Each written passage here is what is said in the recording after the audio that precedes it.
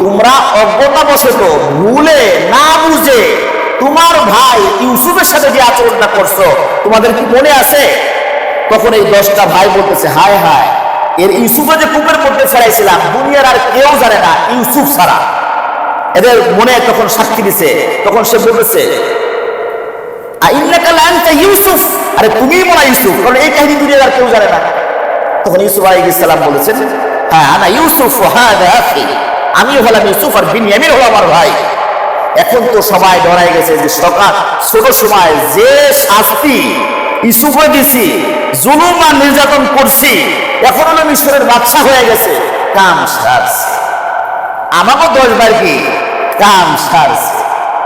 আল্লাহ তখন এই 10 ভাই বলতেছে, আল্লাহ আল্লাহ পাক তোমারে কবুল করছে, তোমার মান মর্যাদা বাড়াই দিছে, আমাদের ভুল হয়ে গেছিল, আমাদের একটু মাফ করে দেন। কি করো? মাফ করে দেন। তখন ইউসুফ আলাইহিস সালাম বলছে, قال لا تثريب عليكم اليوم يغفر الله لكم وهو أرحم الراحمين। ও আমার রাষ্ট্র ভাইলা, তাসরিব আলাইকুমুল ইয়াউম, আজকে তোমাদের উপরে কোনো অভিযোগ নাই, তোমাদের উপরে আর কোনো অভিযোগ নাই। ইয়াগফিরুল্লাহু লাকুম, আমি আল্লাহর কাছে বলতেছি আল্লাহ পাক যেন তোমাদেরকে ক্ষমা করে দেন।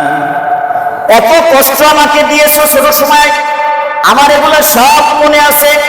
এত কষ্ট দেওয়া সত্ত্বেও আজকে তোমাদের প্রতি কোনো আমাদের অভিযোগ নাই। যাও যাও ভাই, তোমাদেরকে ক্ষমা করে দিলাম। আর এটাও আল্লাহ পাকের কাছে দোয়া করতেছি আমার রব যেন তোমাদেরকে ক্ষমা করে দেন। রব কি ক্ষমা করে দেন। ও মেরা দোস্ত, মক্কা বিজয়তে একই অবস্থা। নবী আলাইহিস সালাম চাইলে পারতেন মক্কা বিজয়ের পরে প্রত্যেকটা কাফেরকে 2টা পাও বেঁধে উপরে ঝুলাইয়া লাঠি দিয়ে পিটাইয়া পিটাইয়া শায়েস্তা করতে পারতেন। পারতেন কি পারতেন না? পারতেন। দেশান্তর করতে পারতেন, এদেরকে হত্যা করতে পারতেন, বিভিন্ন ভাবে শাস্তির ব্যবস্থা করতে পারতেন। কিন্তু নবী আলাইহিস সালাম করেন নাই। সবাইকে সাধারণ ক্ষমা ঘোষণা করছেন। যে ব্যক্তি আবু সুফিয়ানের ঘরে উঠবে এই ব্যক্তি নিরাপদ, যে ব্যক্তি বাইতুল্লাহর ভিতরে ঢুকবে এই ব্যক্তি নিরাপদ, অমুক ব্যক্তির ঘরে যে ঢুকবে এই ব্যক্তি নিরাপদ। নবী আলাইহিস সালাম এদেরকে মাফ করে দিয়েছে। যে শাস্তি মক্কায় থাকা অবস্থায় আবু জাহেলের গোষ্ঠী, উতবা সাহেবার গোষ্ঠী নবী আলাইহিস সালামকে যেভাবে জুলুম আর নির্যাতন করছে, যখন হিজরতের রাতে নবী আলাইহিস সালামের সাথে কিরকম আচরণ করছেন, কিভাবে নবী আলাইহিস সালামকে মক্কা থেকে মদিনার দিকে পাঠিয়ে দিয়েছে এই কাফের আর মুশরিকরা, সাহাবায়ে কিরামদের কিভাবে জুলুম আর নির্যাতন করছে, সাহাবায়ে কিরাম ভুলেন নাই। কিন্তু সাহাবায়ে কিরাম এদেরকে কি করছে? মাফ করে দিয়েছে। মাফ করার দ্বারাই কি হয়েছে? শান্তি আসছে। শান্তি কি আসছে? শান্তি আসছে। ও মেরা দোস্ত, শান্তি ইসলাম যদি আপনি চান, ইসলাম আপনি যদি মুসলমান যদি হন, প্রকৃত মুসলমান, পরিপূর্ণ মুসলমান, সেক্ষেত্রে অবশ্যই আপনার রাসূলের আদর্শকে আপনার ধরতে হবে, সাহাবায়ে কিরামের আমল আপনাকে ধরতে হবে। বুঝে আসছে না ভাই? অবশ্যই আল্লাহ রাব্বুল আলামিন আমাদের সকলকে বুঝবার তৌফিক দান করেন। কোন সাহাবী রাষ্ট্রীয় সম্পদ লুট করেন নাই, কোন সাহাবী জুলুম অত্যাচার করেন নাই। আজকে আমরা আমাদের অতি সুখে এত কিছু করতেছি, জুলুম আর নির্যাতন করতেছি, কিছু কিছু ক্ষেত্রে রাষ্ট্রীয় সম্পদ নষ্ট করতেছি। এগুলো জায়েজ নাই ভাই, এগুলো করা যাবে না। রাষ্ট্রীয় সম্পদ এটা আপনার আমার সম্পদ। রাষ্ট্রীয় সম্পদ কি? এটা আপনার আমার সম্পদ। লুটপাট করা এটা তো কাফের মুশরিকদের কাজ। লুট করা কাদের কাজ? কাফের মুশরিকদের কাজ। রাষ্ট্রীয় সম্পদ এগুলা মারাত্মক সেন্সিটিভ জিনিস। মসজিদ মাদ্রাসার টাকা, রাষ্ট্রীয় কোনো যে কারেন্ট বিল যদি চুরি করে কেউ চালায়, হায় হায় হায় হায়। বাংলাদেশে কত কোটি মানুষ? 17 কোটি 18 কোটি মানুষ। সবার কাছ থেকে মাপ নিতে হবে, নাহলে কাল কিয়ামতের ময়দানে খবর আছে। সংসদ ভবন আপনার আমার বাবার না, আমার বাবা না আপনার বাবা, এটা রাষ্ট্রীয় সম্পদ। গণভবন রাষ্ট্রীয় সম্পদ। থানা বলেন, আরো যত কিছু রাষ্ট্রীয় সম্পদ যেগুলো আছে, এগুলো আপনি যতই খোঁজ ছাড়েন আর যাই কিছু করেন না করেন, এই রাষ্ট্রীয় সম্পদ নষ্ট করা যাবে না। এগুলো খেয়াল রাখতে হবে। এগুলো আপনার আমার সম্পদ, এগুলো রাষ্ট্রের সম্পদগুলো, এগুলা রক্ষণাবেক্ষণের দায়িত্ব আপনার আমার। সংখ্যালঘু যারা আছে এদেরকে প্রোটেকশন দেওয়া, এই সেফ করার দায়িত্ব আপনার আমার। নবী আলাইহিস সালাম এগুলো করছেন, সাহাবায়ে কেরাম এগুলো করছেন।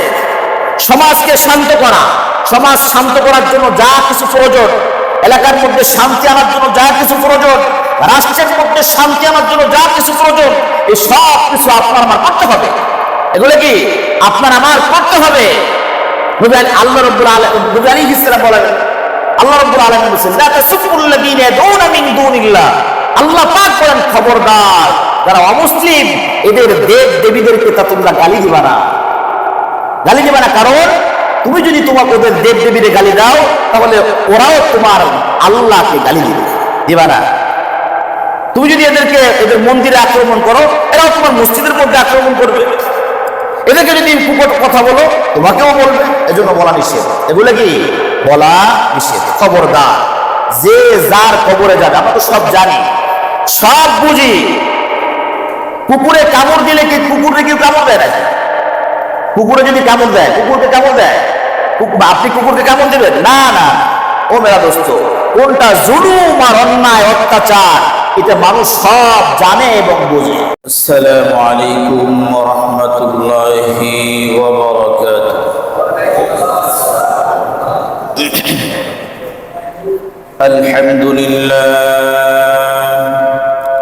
আলহামদুলিল্লাহ নাহমাদুহু ওয়া নাস্তাঈনুহু ওয়া নাস্তাগফিরুহু ওয়া নু'মিনু বিহি ওয়া নাতাওয়াক্কালু আলাইহি ওয়া নাউযু বিল্লাহি মিন শুরুরি আনফুসিনা ওয়া মিন সাইয়্যাতি আ'মালিনা। মান ইয়াহদিহিল্লাহু ফালা মুদিল্লা লাহু ওয়া মান يضلله فلا هادي له ونشهد أن لا إله إلا الله وحده لا شريك له ونشهد أن سيدنا وحبيبنا ومولانا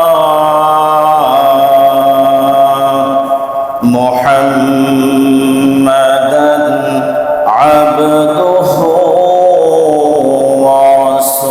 ورسوله. أما بعد فقد قال الله تبارك وتعالى في كلامه المجيد وفرقانه الحميد. أعوذ بالله من الشيطان الرجيم. بسم الله الرحمن الرحيم.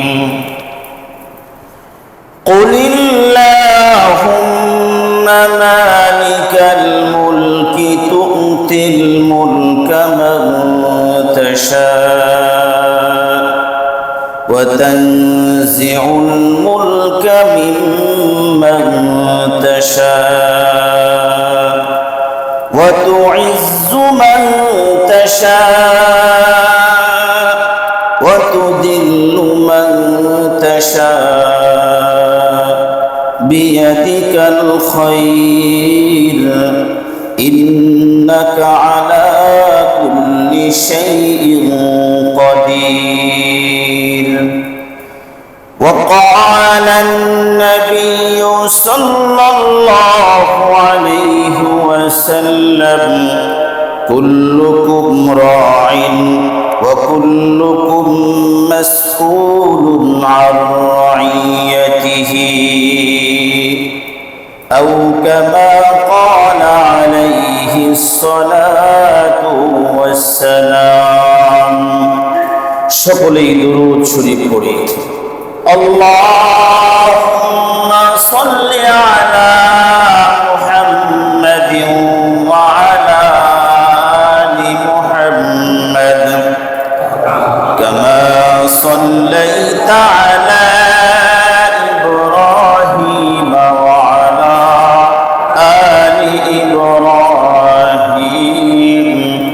ইন্নাকা হামিদুম মাজিদ.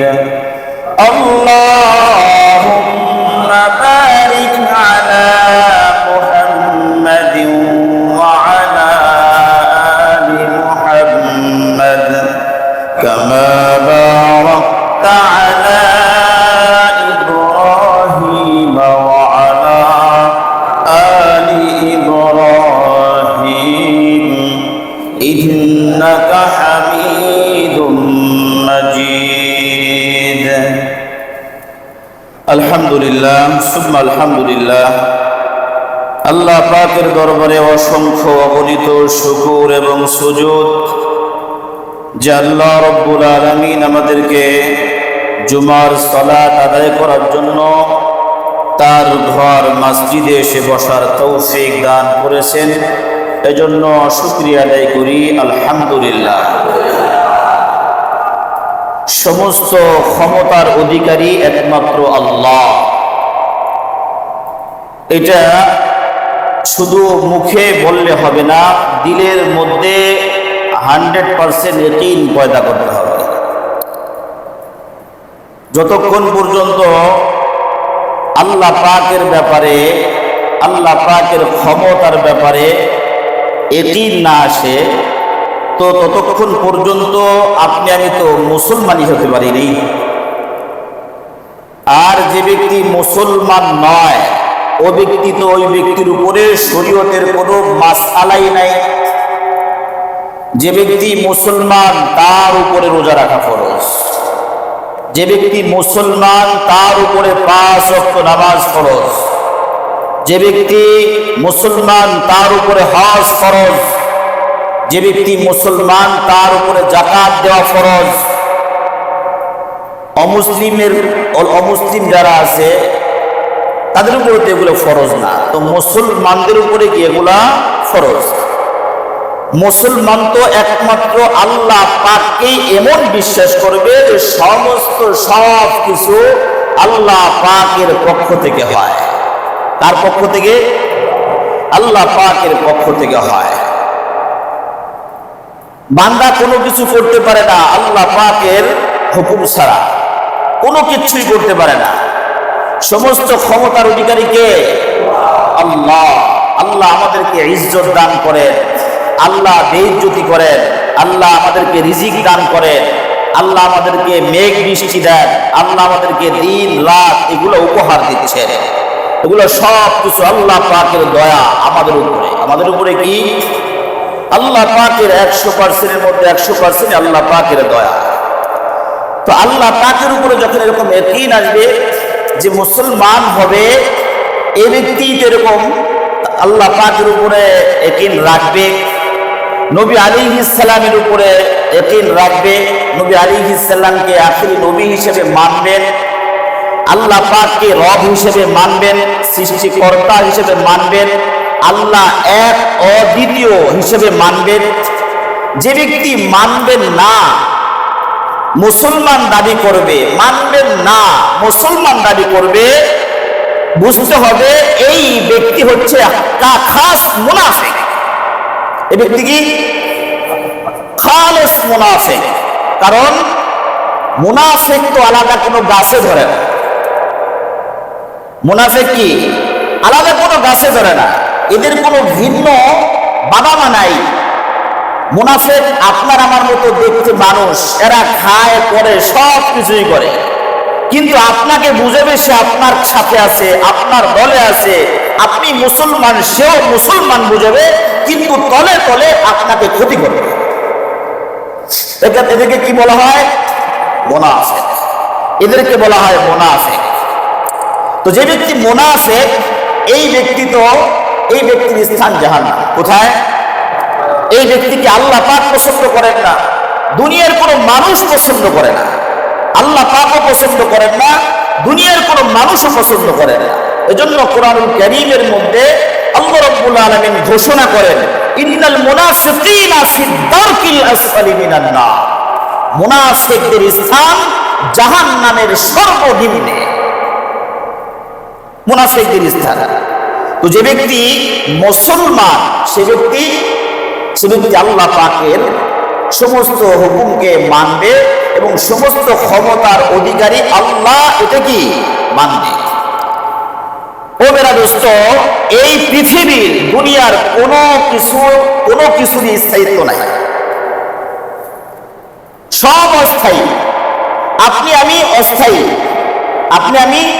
অস্থায়ী, সমস্ত কিছু আপনি আমি না, শুধু এই দুনিয়াটার সমস্ত কিছুই কি অস্থায়ী, স্থায়ী কোনো কিছু না। কিন্তু শয়তান আপনাকে আমাকে ধোঁকা দিয়া বিভিন্ন প্রকারের ঝামেলাগুলা শয়তানে পাঠায়। একটা বাড়ি করতে গেলে, একটা ফ্ল্যাট কিনতে গেলে মেয়াদ থাকে 100 বছর ডেট। আচ্ছা, একটা মানুষ 100 বছর বর্তমানে বাঁচে খুবই কম, কিন্তু ডিল হয় কত বছরের? 100 বছর।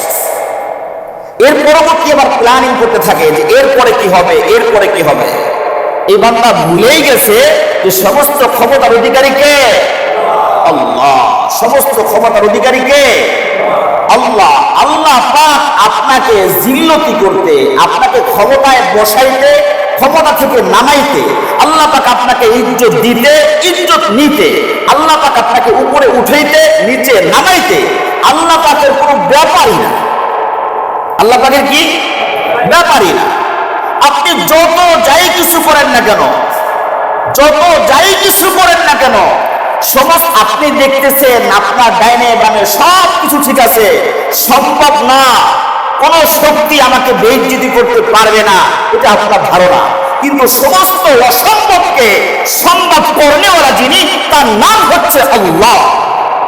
তার নাম কি? আপনার আমার কল্পনায় ধরবে না, যে কিভাবে সম্ভব। আরে এটা কিভাবে সম্ভব? আরে অসম্ভবে কোনো কিছু না। আপনার আমার কাছে সব কিছু অসম্ভব, আল্লাহ পাকের কাছে সব সম্ভব। এই দুনিয়ার কোনো কিছুর স্থায়িত্ব নাই, ধ্বংস আছে, শেষ আছে। এই জন্য আপনি যখন মুসলমান হবেন, মুনাফিক মার্কা মুসলমান না, প্রকৃত মুসলমান আপনি যখন হবেন, তখন আপনার মধ্যে এই সমস্ত জিনিস, এই গুণগুলো থাকবে। আল্লাহর উপরে বিশ্বাস থাকবে, পরকালের উপরে বিশ্বাস থাকবে, নবী আলাইহিস সালামের উপর আপনার ঈমান থাকবে, নবী আলাইহিস সালামকে আপনি মানবেন, নবী আলাইহিস সালামের সমস্ত সুন্নতকে আপনি আঁকড়ে ধরবেন। আপনি প্রকৃতপক্ষে যদি আপনি মুসলমান হয়ে থাকেন, সেক্ষেত্রে অবশ্যই আপনি রাসূলের আদর্শকে আপনি গ্রহণ করবেন, আপনি লালন করবেন, আপনার বুকের মধ্যে এটা জায়গা করে নেবেন। আর যদি আপনি প্রকৃত মুসলমান না হন, সেক্ষেত্রে আপনার মনে যা চায় আপনি তাই করবেন। তবে আল্লাহ পাকের ধরা কিন্তু আছে। আল্লাহ পাকের ধরা কি? তুমি যতই চক্রান্ত করো না কেন, তুমি যত যাই কিছু করো না করো, আল্লাহ রাব্বুল আলামিন ঘোষণা করেন, দুনিয়ার মানুষ, আল্লাহু খায়রুল মাকিরিন। ও দুনিয়ার মানুষ, তুমি কৌশল অবলম্বন করো, তোমার রব সব থেকে বড় কৌশল অবলম্বন করলেওয়ালা। তোমার রবের সাথে কৌশল করে তুমি পারবা না। তোমার কৌশল যখন শেষ, রবের তো কোনো শেষ নাই। রবের কি নাই? কোনো শেষ নাই। আমি এখানে খেতাবাদের আগে আরো 2টা জায়গায় খুঁটিয়ে করছি। এক জায়গায় যখন আমি খতিব নিয়োগ হইলাম, তো জুমা পড়াইলাম। তো এই আমলেই কমিটির পক্ষ থেকে এমন একটা আসলো যে আগামী জুমায় এই খতিব সাহেব যেন আর জুমার নামাজ পড়াইতে না আসে। আলহামদুলিল্লাহ, না আসে। আমি এই জুমা পড়ায় যখন চলে গেছি, আমার শায়েখ মুফতি আনোয়ার মাহমুদ সাহেব হুজুরের কাছে গেলাম, যা বললাম যে হযরত আলহামদুলিল্লাহ আমার তো খেতাবাত হয়ে গেছে, আমি জুমার নামাজ কনফার্ম না। আমি বললাম 100% কনফার্ম, আমার কি খেতাবাত হয়ে গেছে। হুজুর আমার তখন বলতেছেন যে ও ভাইও, যে দুনিয়ার কোনো কিছুই কনফার্ম না, দুনিয়ার কোনো কিছুই কি কনফার্ম না। এরপর আমি যখন দ্বিতীয় জুমা পড়াইতে যাব, আমাকে জুমার আগে সকালবেলায় বলা হলো যে আপনার আর এই মসজিদে আসার দরকার নেই। তখন আমার মনে পড়ে গেল, হুজুর তো বলছিলেন আমাকে যারা নিয়োগ দিছে, নামাজ কালাম পড়াইতেছিলাম, এক জুমা পড়াইছি, যারা নিয়োগ দিছে সব ঠিক আছে। আমি এদিক ওদিক টাকায় দেখলাম যে কোনো অসুবিধা নাই, কোনো অসুবিধা নাই, কিন্তু এর পরের জুমায় দেখলাম কি অসুবিধা। তো হযরত আমাকে বলছিলেন যে দুনিয়ার কোনো কিছু কনফার্ম না, আপনার কোনো কিছুই কনফার্ম না, সব কিছুই অসম্ভব, সব কিছুই অসম্ভব, আবার সব কিছুই কি সম্ভব। এই সব ক্ষমতা কার কাছে? আল্লাহ পাকের কাছে। আপনি যত প্ল্যানিং করেন না কেন, হাজারো প্ল্যানিং করেন, কাজ হবে না আল্লাহ পাকের হুকুম ছাড়া। আল্লাহ পাকের হুকুম ছাড়া কাজ হবে না। এটা খালি আপনার আমার মুখে মুখে, কি মুখে মুখে। কেউ বাচ্চা না হওয়ার জন্য হাজারো চেষ্টা করে, কিন্তু আল্লাহ পাক তাকে বাচ্চা দেয় আর দেয়। আবার কেউ হাজারো চেষ্টা করে না, কি বললাম, যে অনেকে আছে যে চেষ্টা করে যে বাচ্চা না হোক, কিন্তু আল্লাহ পাক তাকে দিচ্ছে। আবার অনেকে চেষ্টা করে হোক, হাজারো চেষ্টা, পানি পড়া বলেন, তাবিজ বলেন, বাংলাদেশি ডাক্তার, বিদেশি ডাক্তার, কোনো ডাক্তারে কি হয় না, কাজ হয় না। ক্ষমতা কার হাতে? ক্ষমতা কার হাতে? ও মেরা দোস্ত, এদিকে বোঝেন, অন্যদিকে বোঝেন না কেন? সব দিকেই বুঝতে হবে। কি বুঝতে হবে? সব দিকেই খেয়াল রাখতে হবে, সব দিকেই খেয়াল রাখতে হবে। এজন্য আল্লাহ পাকের কৌশল সব থেকে বড় মহা কৌশল। আল্লাহ পাকের সাথে কৌশল করে কেউ পারবে না। সমস্ত ক্ষমতার অধিকারী একমাত্র আল্লাহ। আপনি যত যাই কিছু করেন না কেন, আপনি সব কিছু দেখতেছেন, ওকে চাকরিটা হয়ে গেছে, 100% চাকরি হয়ে গেছে, এরপরে দেখা যায় হয় নাই। এরপরে কি হয় নাই, সব কিছু ওকে একটু বাইরে আছে, হয় নাই। উপর থেকে যখন ফায়সালা হবে, উপর থেকে যখন ফায়সালা হবে, তখনই আপনার এই কাজটা হবে, অন্যথায় হবে না, অন্যথায় হবে না। মেরা দোস্ত, এই জন্য এগুলা দিলের মধ্যে ইয়াকিন পয়দা করতে হবে। আমি মুসলমান, আমার ভুলে গেলে চলবে না। আমি মুসলমান, আমার ভুলে গেলে চলবে না। আমার কবরের জগৎ যে যাইতে হবে, প্রথম হইল মালাকুল মউতের সাথে আমার সাক্ষাৎ ঘটবে। কবরের জগতে আমার যাইতে হবে, কুল সিরাত আমার পার হইতে হবে। আমি পানির পিপাসায় আমার জিহ্বাগুলো কুকুরের মতো নেমে আসবে, ওই সময় হাউজে কাউসারের পানি আমার দরকার পড়বে। আপনি যদি এগুলো যদি চিন্তা ভাবনা করেন, তাহলে কোন আকল নিয়ে আপনি গুনার কাজ করবেন, কোন আকল নিয়ে আপনি ভিন্ন লাইনে হাঁটবেন? সুযোগ নাই। যদি আপনি নবীর হাতে হাউজে কাউসারের পানি পান করতে চান, অবশ্যই অবশ্যই আপনাকে সুন্নতের অনুসারী হতেই হবে। আমরা কাজ করি সব জাহান্নামে, আর আশা করি কি জান্নাতে। কাজ করি কিসের? জাহান্নামে, আশা করি জান্নাতে। গাছ লাগাইলাম হলো আতা ফলের, আমি আশা করতেছি এই গাছ থেকে লম্বা লম্বা সুন্দর সুন্দর ডালিম হবে নি? আশা করলে হবে না? না, এত সোজা না। আপনার চেষ্টা করতে হবে আল্লাহকে সন্তুষ্ট করা, পরকালে আপনার থাকার ব্যবস্থা করার চেষ্টা করতে হবে। বাংলাদেশে থেকে আপনি চিন্তা ফিকির করতেছেন যে আরো 5 বছর যদি আমি এই দেশে না থাকতে পারি, তাহলে আমার লন্ডনে একটা বাড়ি রাখতে হবে।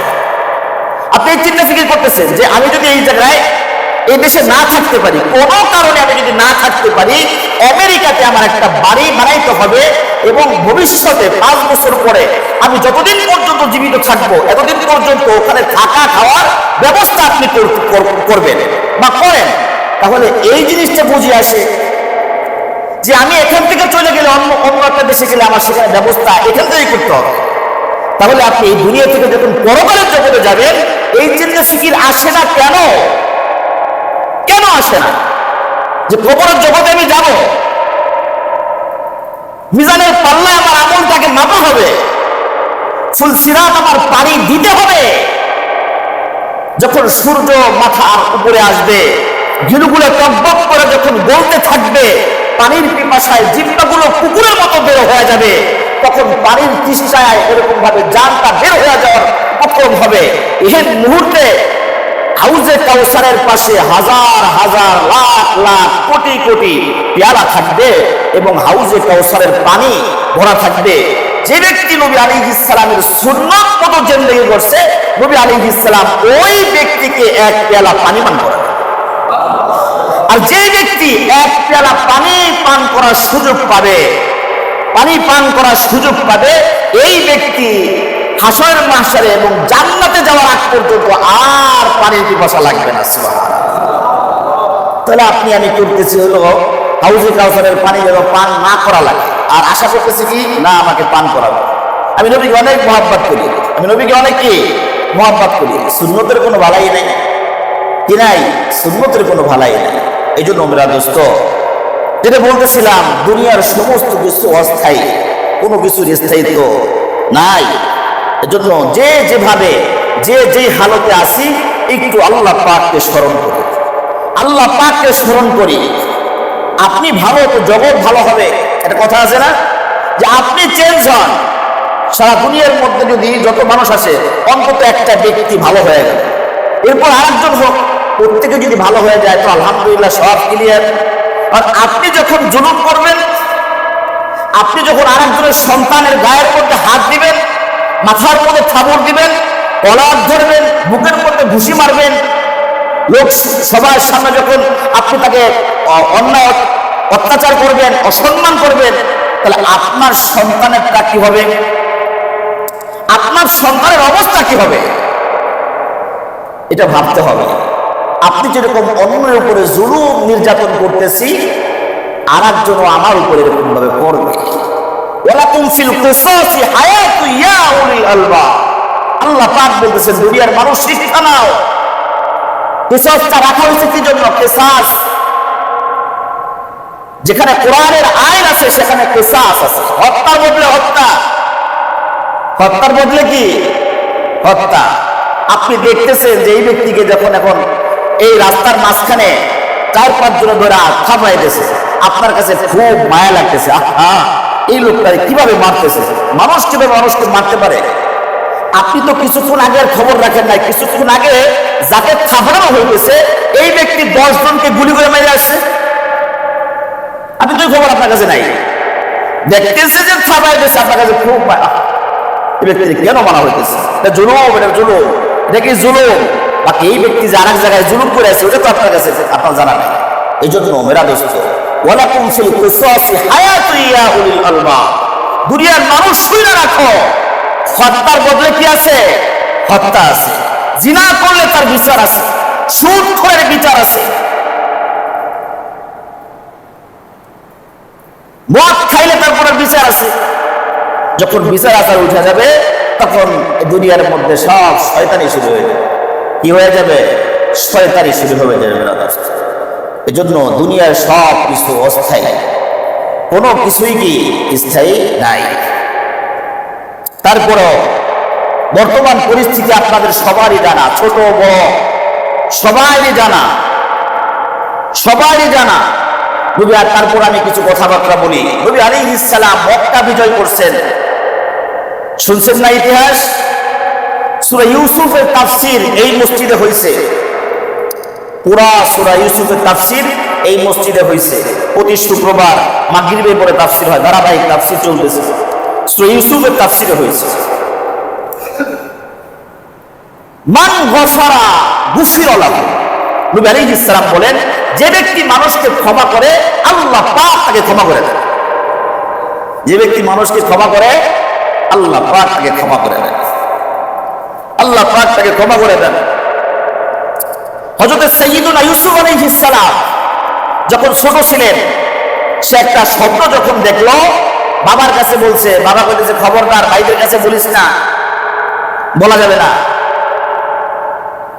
ইউসুফ আলাইহিস সালামের বাবার নাম ইয়াকুব আলাইহিস সালাম। ইউসুফ আলাইহিস সালাম তো দেখতে অত্যন্ত সুন্দর ছিলেন, পৃথিবীর অর্ধেকটা সৌন্দর্য তাকে দান করা হয়েছে। বাবা খুব আদর করতেন, মা নাই, মা হারা। ইউসুফ আর ইয়ামিন, অন্য ঘরে 10 জন, মোট 12 ভাইয়ারা। হয়তো ইউসুফ আলাইহিস সালামের উপরে তারা শত্রুতা পোষণ করলো, চিন্তা ফিকির করলো, 10 ভাই মিলে প্রোগ্রাম করলো, একে নিয়ে মেরে ফেলবো, হত্যা করবো। বাবার কাছে যায় বুঝাইতেছে, বাবা একে দেন, খেলাধুলা করতে যাব, দৌড় বাগানে খেলাধুলা করতে যাবো, একে কিচ্ছু হবে না, এর রক্ষণাবেক্ষণের দায়িত্ব আমাদের। বিভিন্ন প্রকার ওয়াজ নসিহত বাবার কাছ থেকে নিয়ে গেছে। তাফসীর কিতাবের মধ্যে লেখছে, ঘর থেকে বাবার কাছ থেকে বের করার পরে, তার এলাকা ছাড়ার পরেই এই 10টা ভাই মিলে ইউসুফ আলাইহিস সালামের জুলুম আর নির্যাতন শুরু করে দেন। এই কিল, ঘুষি, লাঠি, বিভিন্ন প্রকারের বকাঝকা, কাপড় চোপড় খুলে নিয়ে যাওয়া, শেষমেশ নিয়ে গেল সেই খেলার ময়দানে। এরপর ইউসুফ আলাইহিস সালামকে কূপের মধ্যে ফেলানো হলো। ইউসুফ আলাইহিস সালাম বারবার এদেরকে কুদিমি করে বলতেছে যে ভাই এরকম করো না, কিন্তু কে শোনে কার কথা? ইউসুফ আলাইহিস সালামের উপরে চরম জুলুম নির্যাতন করলো, মাল এবং আঘাত তো করছেই, এবং কূপের মধ্যে ফেলাই দিল, যে এই কূপের মধ্যে ফেলাইলে আর কেউ খুঁজে পাবে না। তারা এই 10টা ভাই চক্রান্ত করে ইউসুফ আলাইহিস সালামের কাপড় চোপড় খুলে রাখছিল, জামাটা খুলে রাখছিল, ছাগল একটা জবাই দিয়া ওই কাপড়ের মধ্যে মাখায়া বাবার কাছে নিয়ে আসতেছে। বাবা কাঁদতেছে কাঁদতেছে। তাহলে বোঝা গেল এই যে ওয়াজাউ আবাআই ইশাআ ইয়াবকুন, তারা রাতে যখন বাসায় আসলো তখন এই 10টা ভাই কাঁদতে কাঁদতে বাবার কাছে আসছে।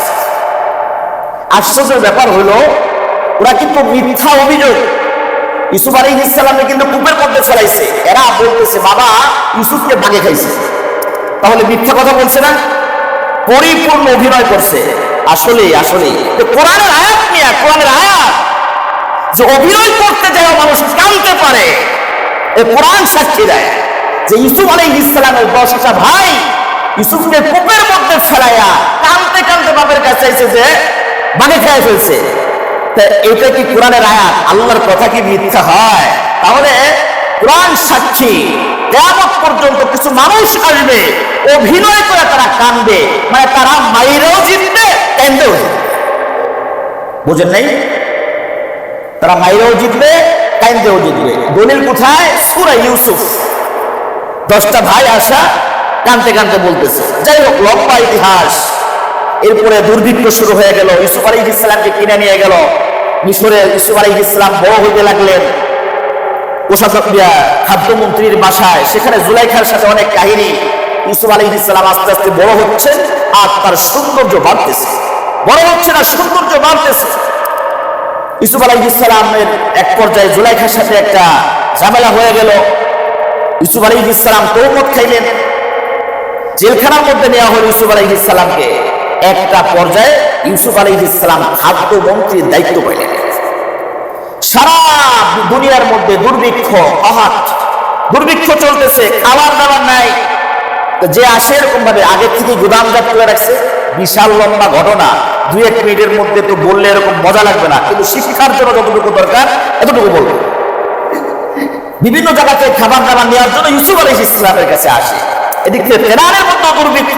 বাবা এখন জীবিত ইয়াকুব আলাইহিস সালাম আর 10টা ভাই। ইয়াকুব আলাইহিস সালাম বললেন যাও মিশরের দিকে যাও, যা খাবার দাবার কিছু নিয়ে আসো। এই 10টা ভাই আসলো। ইউসুফ আলাইহিস সালাম এই 10 জনকে প্রথম দেখেই চিনে ফেলছে যে আমার সেই জালেম ভাইগুলা, আমার কি সেই জালেম ভাইগুলা। ইউসুফ আলাইহিস সালাম কিচ্ছু বলেন নাই, মেহমানদারি ঠিক মতো করছেন। তারা তো চেনে নাই যে ইউসুফ তার ভাই, কিন্তু ইউসুফ আলাইহিস সালাম জানেন এরা আমার আপন সব ভাই। আপন কি সব ভাই। এদেরকে মেহমানদারি আদর আপ্যায়ন ফুল করছে। করা হলে পরে ইউসুফ আলাইহিস সালাম বলল যে তোমরা কয় ভাই বোন? তো বললো আমরা 12 জন ছিলাম, একজন এরকম এরকম। ইউসুফ আলাইহিস সালামের নামে একটু বদনাম করলো। ইউসুফ আলাইহিস সালাম তখনও ধৈর্য ধারণ করছেন যে আমার সামনে এখনো আমার বিরুদ্ধে কি করে বদনাম করতেছে। তো বললো আপনাদের আর এক যে ভাই আছে সকালো বিনিয়ামিন, তারা পরিচয় দেওয়ার পরে ইউসুফ আলাইহিস সালাম তখন কৌশল করে বললেন এর পরবর্তীতে তোমরা যদি তোমার ভাইদেরকে না নিয়ে আসো তোমাদেরকে আর এই সাহায্য দেওয়া হবে না। আসছেন ইয়াকুব আলাইহিস সালামের কাছে, আসছেন আয়া বলতেছে, বাবা এই দেখো আমাদের টাকা পয়সাও নেয় নাই, উপঢৌকন বেশি করে দিছে, এরপরে বিনিয়ামিনকে নিয়ে গেলে বেশি করে দিবে, নাহলে দিবে না। ইয়াকুব আলাইহিস সালাম চিন্তা করছে, তোমাদের হাতে ইউসুফও দিছিলাম, তোমরা কূপের মধ্যে ফেলে আসছো, বলছো বাগে খাইছে, এখন বিনিয়ামিনকে দিব, এটারও সাইজ করবা। রাজি হন নাই। শেষমেশ অভাব চলতেছে, ইয়াকুব আলাইহিস সালাম বিনিয়ামিনকে দেওয়ার জন্য রাজি হয়ে গেলেন। যখন নিয়ে চলে গেলেন মিশরের দরজায়, ইউসুফ আলাইহিস সালাম তো চিনে ফেলছেন যে আমার ভাই আমিন। ইউসুফ আলাইহিস সালাম কৌশলে বললেন যে দুইজন দুজন করে খাবার খাইতে হবে, দুইজন দুজন করে খাড়ে থাকতে হবে, কারণ দুইজন দুজন করে হলে ইউসুফ আলাইহিস সালাম আর বিনিয়ামিন একসাথে পড়বে, কারণ তারা তো 11 জন। তারা কয়জন? 11 জন হইলে কয়টা প্লেট লাগবে? 6টা। তারা দুইজন দুজন করে নিয়ে 5-10 বাইতে নিয়ে গেছে। আছে কে? বিনিয়ামিন বাকি আছে। সিস্টেম অনুযায়ী বিনিয়ামিন একা পড়ে গেছে। ইউসুফ আলাইহিস সালাম বলছে, বিনিয়ামিন তুমি আমার সাথে বসো খাইবে। তো ভাইয়ের সাথে খাইলো। আবার রাতে যখন ঘুমাবে তখন খাট, দুজন করে খাট, সবাই দুজন দুজন করে হয়ে গেছে। বাকি আছে কে? বিনিয়ামিন। কার সাথে শুধু এখন? ইউসুফ আলাইহিস সালামের কাছে। রাত ভরে ঘুমায় শুইছে আর গল্প করতেছে, ভাই আমি কিন্তু তোমার সেই ভাই। ও প্রথমে তোমার বাবার নাম কি সব জিজ্ঞেস করার পরে ইউসুফ আলাইহিস সালামের কথা বলতেছে, আমার এরকম একটা ভাই ছিল, এরকম এরকম এরকম। তখন ইউসুফ আলাইহিস কাঁদতে কাঁদতে বলছে যে ভাই আমি তোমার সেই ভাই, থাক এগুলো এখানে আলোচনা করার দরকার নাই, তোমাকে কৌশলে আমি এখানে রেখে দিই। ইউসুফ আলাইহিস সালাম কৌশলে বিনিয়ামিনকে রেখে দিলেন। এরা 10 ভাই তো আর বাড়িতে আসে না। ওই যে ইয়াকুব আলাইহিস সালাম বলছেন যে প্রথমে ইউসুফকে শেষ করছো, এরপর বিনিয়ামিনকে শেষ করবা। আসলে তো তাই হইল, ভাইরা বাড়ি আসে না। যাই হোক, এরপরে শেষমেশ যখন এই 10টা ভাই আপ্রাণ চেষ্টা চালায়া ইউসুফের কাছে রিকোয়েস্ট করতেছে যে আমাদেরকে, আমার ভাইকে দেন, আমাদেরকে একজনকে রাখেন। ইউসুফ আলাইহিস সালাম এক পর্যায়ে বলতেছেন, ক্বালা হাল আলিমতুম মা ফাআলতুম বিইউসুফা। ইউসুফ আলাইহিস সালাম তখন এদেরকে বললেন যে তোমাদের অজ্ঞতাবশত তোমরা না যাই না বুঝা তোমার ভাই ইউসুফের সাথে যে আচরণটা করছো এ তোমাদের খেয়াল আছে? আল আলিমতুম মা ফাআলতুম বিইউসুফ, তোমাদের অজ্ঞতাবশত। নবীর কথা কি মিষ্টি কথা, কি আদবের সাথে বলতেছেন, নম্রতা ভদ্রতা। তোমরা অজ্ঞতাবশত ভুলে না বুঝে তোমার ভাই ইউসুফের সাথে যে আচরণটা করছো তোমাদের কি মনে আছে? তখন এই 10টা ভাই বলতেছে, হায় হায়, এর ইউসুফে যে কূপের মধ্যে ফেলাইছিলাম দুনিয়ার আর কেউ জানে না ইউসুফ ছাড়া। এদের মনে তখন সাক্ষী দিছে। তখন সে বলতেছে, আইন্নাকা লাআনতা ইউসুফ, আরে তুমিই মনে ইউসুফ, কারণ এই কাহিনী দুনিয়ার আর কেউ জানে না। তখন ইউসুফ আলাইহিস সালাম বলেছেন, হ্যাঁ আনা ইউসুফ ওয়া হাদা আখি, আমিও হলাম ইউসুফ আর বিনিয়ামিন হলো আমার ভাই। এখন তো সবাই ডরাই গেছে যে ছোট সময় যে শাস্তি ইউসুফে দিছি, জুলুম আর নির্যাতন করছি, এখন হলো মিশরের বাদশা হয়ে গেছে, কাম সারস। আমাকে 10 বার কি কাম সারস। আল্লাহ। তখন এই 10 ভাই বলতেছে, আল্লাহ পাক তোমারে কবুল করছে, তোমার মান মর্যাদা বাড়াই দিছে, আমাদের ভুল হয়ে গেছিল, আমাদের কিন্তু মাফ করে দেন। কি করো? মাফ করে দেন। তখন ইউসুফ আলাইহিস সালাম বলছে, قال لا تثريب عليكم اليوم يغفر الله لكم وهو أرحم الراحمين। ও আমার রাষ্ট্র বাইলা তাসরিব আলাইকুমুল ইয়াউম, আজকে তোমাদের উপরে কোনো অভিযোগ নাই, তোমাদের উপরে আর কোনো অভিযোগ নাই। ইয়াগফিরুল্লাহু লাকুম, আমি আল্লাহর কাছে বলতেছি আল্লাহ পাক যেন তোমাদেরকে ক্ষমা করে দেন। এত কষ্ট আমাকে দিয়েছো ছোট সময়, আমার এগুলো সব মনে আছে। এত কষ্ট দেওয়া সত্ত্বেও আজকে তোমাদের প্রতি কোনো আমাদের অভিযোগ নাই। যাও যাও ভাই, তোমাদেরকে ক্ষমা করে দিলাম। আর এটাও আল্লাহ পাকের কাছে দোয়া করতেছি আমার রব যেন তোমাদেরকে ক্ষমা করে দেন। রব কি ক্ষমা করে দেন। ও মেরা দোস্ত, মক্কা বিজয়তে একই অবস্থা। নবী আলাইহিস সালাম চাইলে পারতেন মক্কা বিজয়ের পরে প্রত্যেকটা কাফেরকে দুইটা পাও বেঁধে উপরে ঝুলাইয়া লাঠি দিয়ে পিটাইয়া সাহায্য করতে পারতেন কি পারতেন না? পারতেন। দেশান্তর করতে পারতেন, এদেরকে হত্যা করতে পারতেন, বিভিন্ন ভাবে শাস্তির ব্যবস্থা করতে পারতেন, কিন্তু নবী আলাইহিস সালাম করেন নাই। সবাইকে সাধারণ ক্ষমা ঘোষণা করছেন। যে ব্যক্তি আবু সুফিয়ানের ঘরে উঠবে এই ব্যক্তি নিরাপদ, যে ব্যক্তি বাইতুল্লাহর ভিতরে ঢুকবে এই ব্যক্তি নিরাপদ, অমুক ব্যক্তির ঘরে যে ঢুকবে এই ব্যক্তি নিরাপদ। নবী আলাইহিস সালাম এদেরকে মাফ করে দিয়েছেন।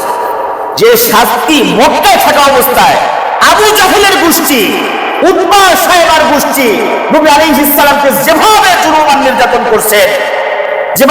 নির্যাতন করছে, যখন হিজরতের রাত্রে নবী আলাইহিস সালামের সাথে কিরকম আচরণ করছেন, কিভাবে নবী আলাইহিস সালামকে মক্কা থেকে মদিনার দিকে পাঠাই দিয়েছে এই কাফের আর মুশরিকরা, সাহাবায়ে কিরামদের কিভাবে জুলুম নির্যাতন করছে, সাহাবায়ে কিরাম ভুলেন নাই। কিন্তু সাহাবায়ে কিরাম এদেরকে কি করছে? মাফ করে দিয়েছে। মাফ করার দ্বারাই কি হয়েছে? শান্তি আসছে। শান্তি কি আসছে? শান্তি আসছে।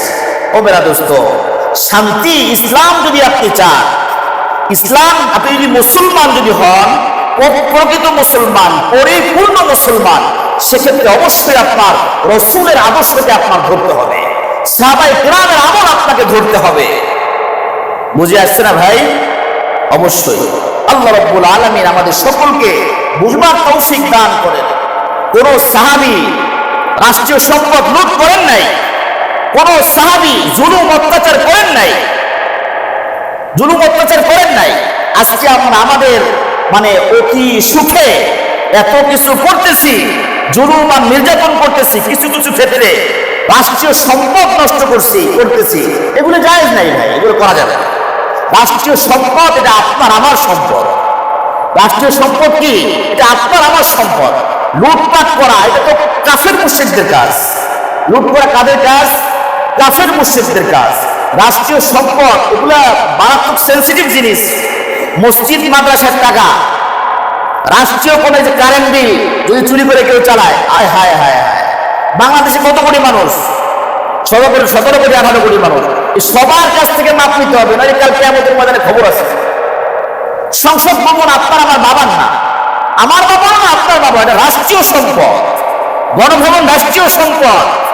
থানা বলেন, আরো যত কিছু রাষ্ট্রীয় সম্পদ যেগুলো আছে, এগুলো আপনি যতই ক্ষোভ ছাড়েন না, যাই কিছু করেন না করেন, এই রাষ্ট্রীয় সম্পদ নষ্ট করা যাবে না। এগুলো খেয়াল রাখতে হবে। এগুলো আপনার আমার সম্পদ। এগুলো রাষ্ট্রের সম্পদগুলো, এগুলা রক্ষণাবেক্ষণের দায়িত্ব আপনার আমার। সংখ্যালঘু যারা আছে এদেরকে প্রোটেকশন দেওয়া, এই সেফ করা দায়িত্ব আপনার আমার। নবী আলাইহিস সালাম এগুলো করছেন, সাহাবায়ে কিরাম এগুলো করছেন। সমাজকে শান্ত করা, সমাজ শান্ত করার জন্য যা কিছু প্রয়োজন, এলাকার মধ্যে শান্তি আনার জন্য যা কিছু প্রয়োজন, রাষ্ট্রের মধ্যে শান্তি আনার জন্য যা কিছু প্রয়োজন, এই সব কিছু আপনার আমার করতে হবে। এগুলো কি আপনার আমার করতে হবে। আল্লাহ রাব্বুল আলামিন নবী আলাইহিস সালাম বলেন, আল্লাহ রাব্বুল আলামিন বলেন, লা তাসুবুল্লাযীনা ইয়াদউনা মিন দুনিল্লাহ। আল্লাহ পাক বলেন, খবরদার যারা অমুসলিম এদের দেব দেবীদেরকে তা তোমরা গালি দিবা না। গালি দিবা না, কারণ তুমি যদি ওদের দেব দেবীদের গালি দাও, তাহলে ওরাও তোমার আল্লাহকে গালি দিবা না। তুমি যদি এদের মন্দিরে আক্রমণ করো, এরাও তোমার মসজিদের মধ্যে আক্রমণ করবে। এদেরকে যদি কথা বলো, তোমাকেও বলবে। এজন্য বলা নিষেধ। এগুলো কি বলা নিষেধ। খবরদার, যে যার কবরে যাবে, আমরা তো সব জানি, সব বুঝি। কুকুরে কামড় দিলে কি কুকুরে কেউ কামড় দেয় নাকি? কুকুরে যদি কামড় দেয়, কুকুরকে কামড় দেয়, আপনি কুকুরকে কামড় দেবেন না? না। ও মেরা দোস্ত, কোনটা জুলুম আর অন্যায় অত্যাচার, এটা মানুষ সব জানে এবং বুঝে। আগের মানুষ আয়নাঘর চিনত না। আগের মানুষ কি আয়নাঘর চিনত না, কোফার চিনত না, গুম হত্যা চিনত না। আগের মানুষ বলতে কি ডিজিটাল হওয়ার আগে আরো আগের কথা বলতেছি। এখন এগুলো হচ্ছে, আপনি করতেছেন, তা আপনার পরবর্তীতে তারা করবে না, আপনি ঠিক হয়ে যাবেন। কুল্লুকুম রাইন ওয়া কুল্লুকুম মাসউলুন আন রাইয়াতিহি। প্রত্যেকেই আপনার দায়িত্বশীল। আপনার দায়িত্বের ব্যাপারে আল্লাহ পাক আপনাকে জিজ্ঞাসা করা হবে। আপনার দায়িত্বের ব্যাপারে আল্লাহ পাক আপনাকে জিজ্ঞাসা করা হবে, অবশ্যই জিজ্ঞাসিত হবে।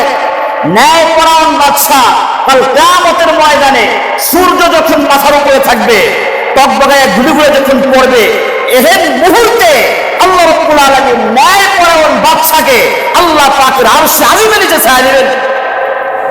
ন্যায়পরায়ণ বাদশা, আপনি আপনার দায়িত্বগুলোর ব্যাপারে জিজ্ঞাসিত হবে। আপনি যে দায়িত্বগুলো পালন করতেছেন না কেন, আমাদের বাংলাদেশের মধ্যে মানে রাষ্ট্রপতি থেকে নিয়ে একদম নিম্ন পর্যন্ত প্রত্যেকেই দায়িত্বশীল। এরা এদের দায়িত্বের ব্যাপারে অবশ্যই অবশ্যই জিজ্ঞাসিত হবে। আপনি আপনার পরিবারের দায়িত্বশীল, আপনার পরিবারের ব্যাপারে আপনি জিজ্ঞাসিত হবে। নামাজ কালামের ব্যাপারে, ওযু গোসলের ব্যাপারে, কোরআন শিক্ষা দিলেন কি দিলেন না এই ব্যাপারে জিজ্ঞাসিত হবে। যে যে দায়িত্বের আছে তাকে ওই দায়িত্বের ব্যাপারে কি করা হবে, জিজ্ঞাসিত করা হবে। এগুলো করতে শিখবো। ন্যায়পরায়ণ বাদশা চিহ্ন থেকে ওমর রাদিয়াল্লাহু তাআলার দিকে তাকান, হযরতে ওমরের দিকে তাকান। ওমর রাদিয়াল্লাহু তাআলা রাতে শব্দ বেশি ঘুরতেন আর দেখতেন কোথায় কি হইতেছে না হইতেছে। একবার যায় এক বাসার পাশে যায় দেখে কি মায় বলতেছে, এই মেয়ে দুধের মধ্যে একটু পানি দিও, দুধ বাড়বে, তাহলে বেশি করে মানে একটু বেশি হবে দুধ। ওমর রাদিয়াল্লাহু তাআলা শুনতেছেন। তো ওই মেয়ে বলতেছে যে মা খবরদার, এটা হারাম, এতো হারাম, ওমর নিষেধ করছে, এগুলো করা যাবে না। মায়ে বলতেছে ওমর এত রাত্রে আইসে দেখতেছে আর শুনতেছে না। তখন এই মেয়ে বলতেছে না, ওমর না দেখলে কি হয়েছে, আমার আল্লাহ তো দেখতেছে, আল্লাহ, আমার আল্লাহ তো দেখতেছে। দুনিয়ার সব মানুষ ঘুমে, সারা পৃথিবীর মানুষ ঘুমায় থাকলেও গোপনে ঘুমায় কোনো কিছু করলে কে জানে, আল্লাহ পাক জানে। পালাবার কোনো সুযোগ নাই, মানুষকে ফাঁকি দিবেন, আল্লাহ পাককে ফাঁকি দেওয়া সম্ভব না। তো এই মেয়ে যখন এই কথা বলছে, এই পরের দিন ওমর রাদিয়াল্লাহু তাআলা আনহু রাজদরবারে ডাকছে। ডাকার পরে ওই মাকে, মা যখন আসতেছে, মার খবর হয়ে গেছে রাত্রে যে আমি যেই কথাগুলো বলছি ওমর মনে হয় শুনে ফেলছে, আমার খবর আছে। তাই সেই তথ্য ওমরের কাছে মাপ চেয়েছে, আমার ভুল হয়ে গেছে, আমি এই কাজগুলো করছি। তখন এই ওমর রাদিয়াল্লাহু তাআলা আনহু বলছেন যে দেখো, ভুল তোমার হয় না, ভুল তো আমার রাষ্ট্রের মধ্যে, আমার রাজ্যের মধ্যে তুমি একটা অতি দরিদ্র, একটু অর্থের জন্য তুমি এই কাজটা করতে চাইছো, তো আমি তো আমার দায়িত্ব ছিল তোমার কাছে এগুলো নিয়ে যাওয়ার জন্য। যাই হোক, তখন ওই মা বলতেছে, ওমর রাদিয়াল্লাহু তাআলা আনহু বলতেছে, নিজের কাছে শুনছেনি যে ওই মেয়ে বলছে যে আল্লাহ পাক দেখতেছে। ওমর রাদিয়াল্লাহু তাআলা আনহু তখন বলছে, হ্যাঁ, আমার এই এখন ওই জামানার মধ্যে এমন ইমানদার লোক, কি পরিপূর্ণ ইমানদার লোক আছে, শুকরিয়া আদায় করছেন। এবং এই মাকে বলছেন যে মা, তোমার মাকে বলছে যে এই মহিলা তোমার মেয়েকে আমার ছেলের সাথে বিবাহের জন্য প্রস্তাব দিচ্ছেন। এই মহিলাও রাজি হয়েছেন। ওমর রাদিয়াল্লাহু তাআলা আনহুর সন্তানের সাথে ওই মহিলার মেয়ের সাথে বিবাহ ব্যবস্থা হয়েছে। এটা রাষ্ট্রনায়ক, এটা কি রাষ্ট্রনায়ক। ওমর রাদিয়াল্লাহু তাআলা আনহুর ছেলে আব্দুর রহমান নবীজ পান করছিল, নবীজ পান করছিল। আরাবিয়ান এগুলো পছন্দ করে, সাহাবায়ে কিরাম এগুলো খাইতেন, পান করতেন, এরাও শক্তিবর্ধক খাবার। কিন্তু একটা টাইম পার হওয়ার পরে এগুলোর মধ্যে সুপুর আসে, সুপুর মানে একটু মাতলামি ভাব চলে আসে, তখন খাওয়া নিষেধ। ওমর রাদিয়াল্লাহু তাআলা আনহুর ছেলে এটা পান করছিল। পান করার পরে বিচার হবে, ওমরের ছেলের বিচার হবে। কিছু কিছু মানুষ ভাবতেছিল যে না, বিচার আছে আর কি হবে, ওমরের ছেলে তো। ওমর রাদিয়াল্লাহু তাআলা আনহু কাজী সাহেবকে বললেন যে ব্যাট শুরু করেন, 80 ব্যাট লাগান। ওই ব্যক্তি 4টা মারছে। 4টা মারার কারণ কি, ওমর ক্ষমতায় ওমরের ছেলেকে শাসন করতেছে। কে? কাজী সাহেব। এক চাকরির ডর আছে, আবার ক্ষমতাশীল ব্যক্তির ছেলে মারতে কেমন লাগে, আস্তে আস্তে মারতেছে, কি মারে, আস্তে আস্তে মারে। 4টা যখন মারছে, ওমর রাদিয়াল্লাহু তাআলা নিজে চাবুক নিয়ে বলতেছে, হয় নাই, এরকম আস্তে আস্তে মারলে হবে না, কইসে মারতে হবে। ওমর রাদিয়াল্লাহু তাআলা নিয়া বাড়ি শুরু করছেন। 2 বাড়ি একটা দিয়ে কয়টা কয়, 2টা বলতেছে। তো কাজী সাহেব বলতেছে যে না জনাব, বাড়ি 5টা হল, আমি 4টা মারছি, আপনি একটা। ওমর রাদিয়াল্লাহু তাআলা বলছেন, না না না, তুমি যে আস্তে আস্তে মারছো, 4টা মিলে একটা। 2টা করে শুরু করছে, এরকম 1টা 2টা 40টা বাড়ি যখন তার নিজের সন্তানের গায়ের মধ্যে লাগাইছে, এই সন্তানটা রক্তাক্ত অবস্থায় ইন্তেকাল করছে, মারা গেছে। গোসলের ব্যবস্থা জানাজা ওমর রাদিয়াল্লাহু তাআলা নিজেই করছে। বাড়ি মাঝে কয়টা? 80টা। মারছে কয়টা? 40টা। মারা গেছে। জান্নাতুল বাকিতে নিয়ে যাওয়া হলো, দাফন করা হলো। সবাই যার যার জায়গায় চলে যাবে। এখন বলে সবাই মুসলমান ভাইরা তোমরা দাঁড়াও, তোমরা জানো, তোমরা সাক্ষী থাকো, তোমরা সাক্ষী থাকো আমার এই সন্তান যে অন্যায়টা করছে, নবীজ পান করছে। 80 মারার কথা ছিল, 40টা মারার পরে মারা গেছে, এখন দাফন হয়ে গেল। তোমার সাক্ষী থাকো, আমি বাকি 40টা এই কবরের উপরে মায়া দিতেছি, তোমার সাক্ষী থাকো। আমি যে ওমর ন্যায় বিচার করি, কাল কিয়ামতের ময়দানে তোমাকে এই সাক্ষীটা দিবে। এই বাকি 40টা কবরের উপরে মায়া দিছে। এরপর আল্লাহর কাছে কাঁদছে, আল্লাহ আমার ন্যায়টা আমি করছি, কাল কিয়ামতের ময়দানে তুমি আমাকে পাকড়াও করো। ওমর রাদিয়াল্লাহু তাআলা বুঝে আসছে না ভাই? এজন্য প্রত্যেক ব্যক্তি যার যার কর্মের জন্য জিজ্ঞাসিত হবে, খেয়াল রাখতে হবে। আর সমস্ত কিছু আল্লাহ পাকের পক্ষ থেকে হয়। কখন কার ইজ্জতটা আসে, কখন ইজ্জত চলে যায়, আল্লাহ পাকই ভালো জানেন। ক্ষমতা আজ আছে, কাল নাই, আবার এখন নাই, আবার কালকে আসতে পারে। এই জন্য আল্লাহ পাক সব ক্ষমতা কার উপরে? আল্লাহ পাকের উপরে। আল্লাহ পাকের হুকুম মতো প্রত্যেকটা কাজ পরিচালনা করা এবং হিংসা বিদ্বেষ না করা, অন্যের ক্ষতি না করা, রাষ্ট্রের ক্ষতি না করা, মিলেমিশে কাজ করা।